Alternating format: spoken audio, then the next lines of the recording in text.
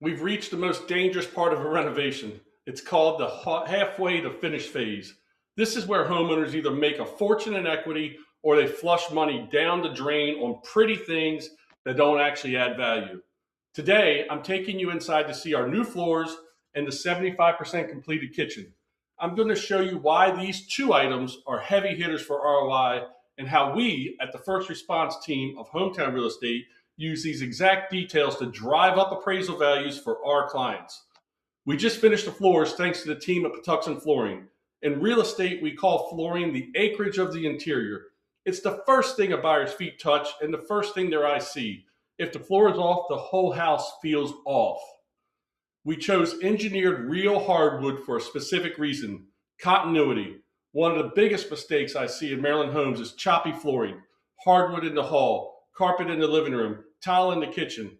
It makes a house feel smaller by all that. By running one consistent floor through the whole level, we've effectively expanded the square footage in the buyer's mind. The cabinets and the 80-20 rule.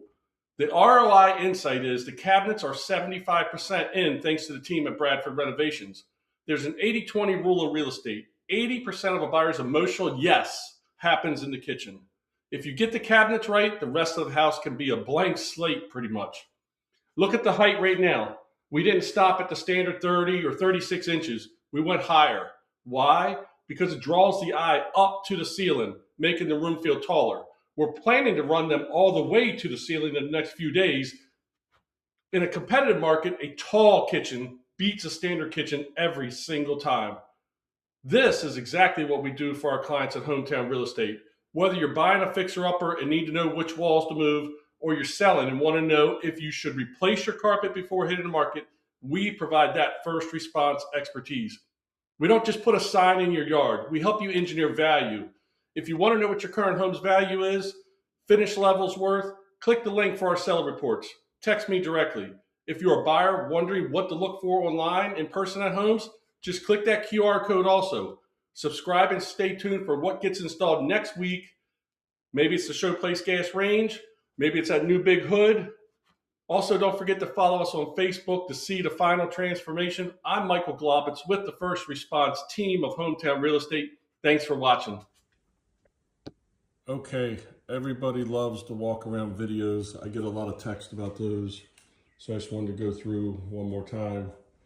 There's those engineered hardwood floors I was telling you about. They're covered in most of the area right now to protect them. But they go all the way from the scullery, this entire floor, out into the foyer and into the dining room. They really open up the space. They're 9.5-inch wide planks. There's that big hood we were talking about. It's upside down right now. But again, it's another huge attraction for curb appeal and just to set it apart. And cabinets galore. A lot of ROI on them. Like I mentioned, we're going to be running the cabinets all the way up to the ceiling. That's the next step. Lots of cabinets. A lot of flooring. There's that standard refrigerator built in that we added with that indentation. And paint, we went with a technique called drenching. So basically it's the same Sherwin-Williams alabaster color. It's a little bit different from the cabinets. The ceilings are going to be flat. The walls are eggshell and the trim is satin, but it's a drenching of the same color. And then if you go out in the dining room here,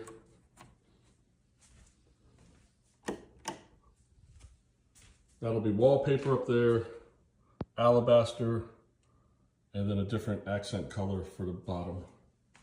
Paint is a very simple way. Add curb appeal. Enjoy it while you're here, and then when you sell it, it'll be ready to go. See you next week.